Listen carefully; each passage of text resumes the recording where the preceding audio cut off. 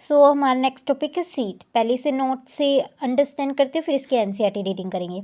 सो यहाँ पर क्या होता है, जब पहले इसका समझो, जब इनिशियल स्टेज होती है ना एम्ब्रियोनिक डेवलपमेंट की, तब क्या करते हैं, एंडोस्पर्म वो कंज्यूम कर लेता है एम्ब्रियो अपने ग्रोथ के टाइम, अपनी इनिशियल स्टेज के टाइम, और कुछ फूड होता है एंडोस्पर्म का वो स्टोर कर लेता है कोटिलेडन्स में। अब समझ रहे हो, कुछ एंडोस्पर्म का कुछ पार्ट क्या होता है कोटिलेडन्स में ऑब्जर्व करते हैं, और कुछ एंडोस्पर्म वो अपनी इनिशियल स्टेज में एम्ब्रियो कंज्यूम कर लेता है। कोटिलेडन क्या है, कुछ नहीं है, एम्ब्रियोनिक लीफ है। एक एम्ब्रियोनिक लीफ स्ट्रक्चर है जो फूड ऑब्जर्व करता है एंडोस्पर्म से, और यही फिर प्रोवाइड करते हैं जब सीड जर्मिनेट करता है, और जब तक सीडलिंग, जब तक लीफी शूट ना बन जाए, जब तक वो लीव्स ना आ जाए, तब तक वो लीफी शूट ना बन जाए, क्योंकि आगे तो सारा जिम्मा लीफ के पास ही आ जाता है ना। लीफ ही फोटोसिंथेसिस करता है, प्लांट के लिए फूड बनाता है। बट जब तक कि लीफी शूट नहीं आ रही प्लांट में, तब तक प्लांट को, तब तक उस डेवलपिंग एम्ब्रियो को कौन खाना प्रोवाइड करेगा, यही cotyledons.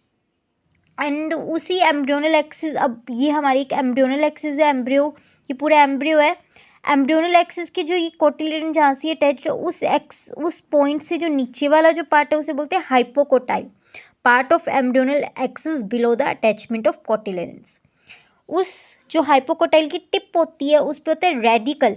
Hypocotyl terminate into radical, जो बाद में रेडिकल क्या बनाती है, रूट्स बनाती हैं। और इनकी प्लोइडी क्या होती है, 2n ही होती है। ऑब्वियसली हमने पढ़ा था ना प्लांट किंगडम में, बाद में जो होता है स्पोरोफाइटिक डोमिनेटिंग वो होती है, बॉडी डोमिनेटिंग फेस होता है।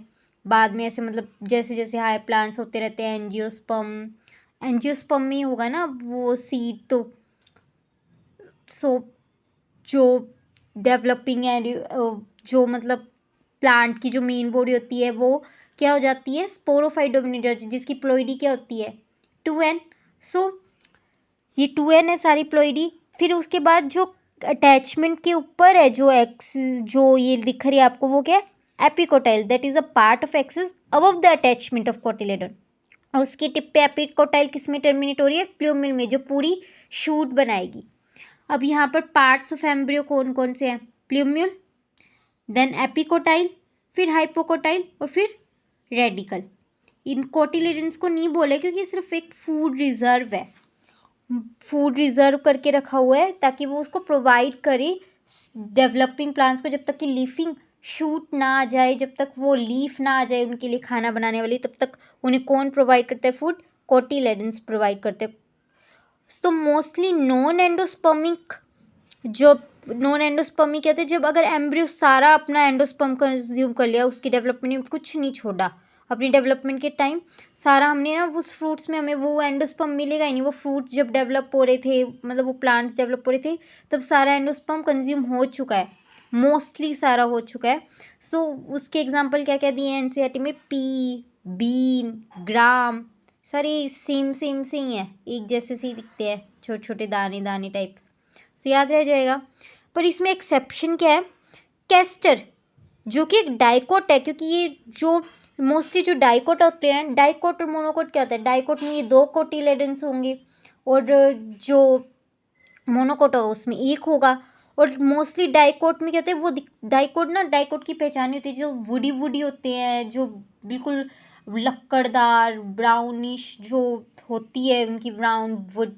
तो ऐसे प्लांट्स मोस्टली क्या होते हैं, डाइकोट और मोनोकोट, जो जैसे कि सरसों का जो मतलब होते हैं, जो बिल्कुल हरी हरी जिनकी ब्रांचेस होती हैं, सो वो क्या होगा, वो मोनोकोट होगा। सो इस यहाँ पर डाइकोट मोस्टली क्या होते हैं, नॉन एंडोस्पर्मिक। बट यहाँ पर एक एक्सेप्शन है, दैट इज कैस्टर, जो कि है डाइकोट बट स्टिल वो क्या है, एंडोस्पर्मिक। उसका अभी भी एंडोस्पर्म है लेफ्ट, अभी सारा एंडोस्पर्म कंज्यूम नहीं हुआ है एम्ब्रियोनिक डेवलपमेंट के दौरान। सो ये यहाँ पर ओव्यूल का स्ट्रक्चर है। तो ओव्यूल में क्या होती है, ये बॉडी ऑफ ओव्यूल है, और ये प्लेसेंटा, जो वही एक कुशन लाइक स्ट्रक्चर जिससे वो ओवेरी के अटैच्ड होता है ओव्यूल जिससे, तो वो प्लेसेंटा है। प्लेसेंटा के बाद ये क्या दिख रही है, स्टोक, जिसे हम फ्यूनिकल कहते हैं। सो ओव्यूल अटैच्ड है प्लेसेंटा से, किसके थ्रू, स्टोक, इसी फ्यूनिकल के थ्रू। और यहाँ पर एक पॉइंट दिख रहा है, that is a point of attachment, hilum, attachment point between body of ovule and funicle. ये पूरी बॉडी ओव्यूल की और ये फ्यूनिकल है। अब क्या करे, फ्यूनिकल अटैच करे पूरे ओव्यूल को प्लेसेंटा से, और ये हाइलम अटैचमेंट पॉइंट है बॉडी ऑफ ओव्यूल और फ्यूनिकल के बीच का। स्ट्रक्चर समझ आ रहा है। उसके बाद हाइलम के कुछ ऊपर क्या होती है, एक ओपनिंग, जहाँ पर ये इंटेग्यूमेंट्स, यानी जो इंटेग्यूमेंट्स क्या है, ओव्यूल की कवरिंग, जो ओव्यूल को ये कवर कर रखा है, ये इन्हें इंटेग्यूमेंट कहते हैं। और जहाँ पर ये इंटेग्यूमेंट एब्सेंट है उसे कहते हैं माइक्रोपाइल। वो एक ओपनिंग है जो कि किसके ऊपर प्रेजेंट है, हाइलम के ऊपर, जहाँ, और इसका मतलब क्या है कि यहाँ पर वो इंटेग्यूमेंट्स प्रेजेंट नहीं है। तो क्या है, फिर से इसे रिकैप करते हैं। इंटेग्यूमेंट्स है covering of ovule, body of ovule है, देन फ्यूनिकल और स्टोक है। और बॉडी ऑफ ओव्यूल और स्टोक को कौन अटैच करे है, जहाँ से जो पॉइंट है जहाँ पर ये अटैच हुए उसे हाइलम बोल रहे हैं। देन जो फ्यूनिकल है वो क्या काम कर रहा है, ओव्यूल को प्लेसेंटा से अटैच करने का काम कर रहा है। फिर हाइलम के ऊपर एक ओपनिंग है जिसे माइक्रोपाइल कहते हैं, सॉरी। एंड माइक्रोपाइल क्या है, जहाँ पर इंटेग्यूमेंट प्रेजेंट नहीं है, वो एक ओपनिंग है। अब यही ओव्यूल सीड में डेवलप होगा, तो सीड में क्या स्ट्रक्चर, सीड में मतलब हम देखते हैं जब, तो वो क्या क्या होता है, ओव्यूल से क्या क्या ऐसे मॉडिफाई होकर ओव्यूल से सीड बन रहा है। तो जो ओव्यूल में प्रेजेंट होएगा वही सीड में होगा। तो अब देखते हैं उसको कि किस तरीके से स्ट्रक्चर होता है, सीड में क्या क्या होता है, उसको लेबल करते हैं। सो पहले तो जो हमारी ओव्यूल के ऊपर जो इंटेग्यूमेंट्स थी,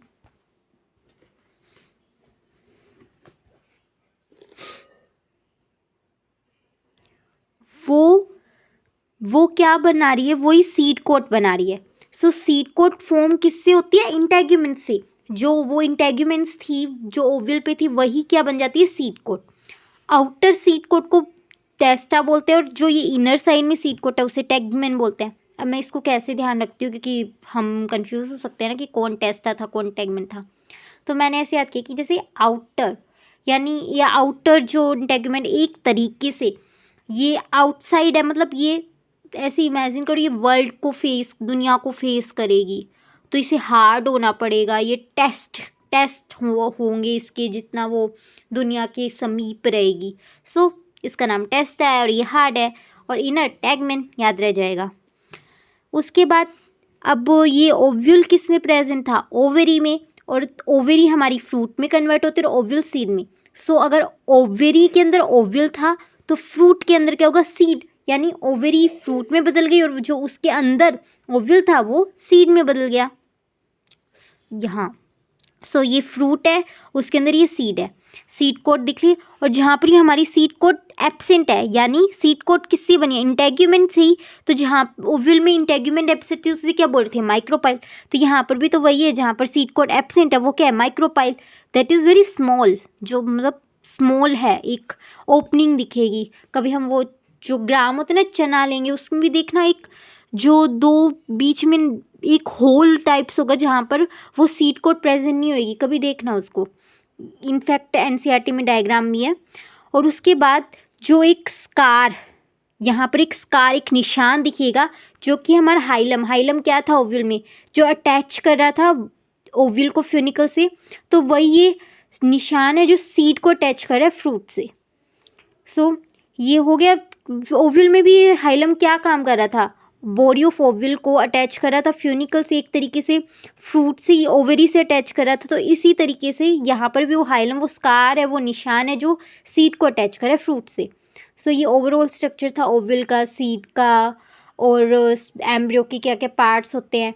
अब इसके एनसीईआरटी रीड करना बहुत आसान हो गया। अगर हम सीधा एनसीईआरटी से रीड करते हैं तो कुछ नहीं समझ आता।